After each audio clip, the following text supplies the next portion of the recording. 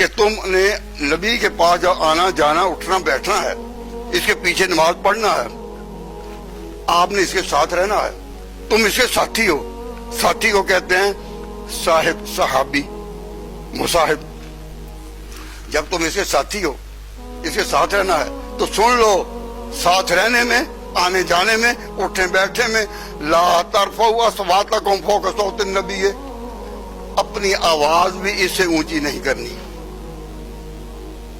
اب آواز اونچی نہیں کرنی، اس بات پر اس کا اثر اس طرح صحابہ پر ہوا کہ اگر کسی کی آواز فطرتاً اونچی ہے، آپ جب بات کرتے ہیں تو بعض لوگوں کی آواز فطرتاً اونچی ہوتی ہے. نعت خان آپ کے سامنے آتے ہیں تو اپنی آواز کو لہراتے ہیں، اپنی آواز وہ نکالتے ہیں، تو کسی کی آواز دھیمی ہے، کسی کی اونچی ہے. تو اگر کسی صحابی کی آواز اونچی تھی، اس نے مسئلہ پوچھنا حضور سے چھوڑ دیا اور دوسرے سی صحابی کو کہتے تھے کہ یہ مسئلہ ہے، مجھے اس کا جواب لینا ہے، تو تم حضور کو کہو اور جو جواب دے میں بھی سن لوں گا، وہ بھی سن.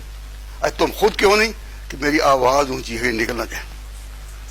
لا ترفعوا اصواتکم فوق صوت النبی، تم اپنی آواز بھی اس سے اونچی نہ کرو.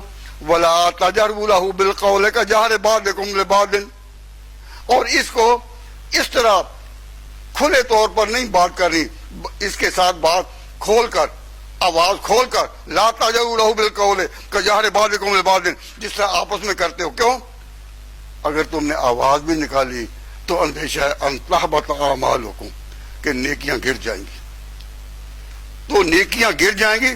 جس نے نبی کی تعظیم نہ کی اور عزت کو ملحوظ نہیں رکھا، کتنی بھی نیکیاں ان تحبط اعمالکم وانتم لا تشعرون.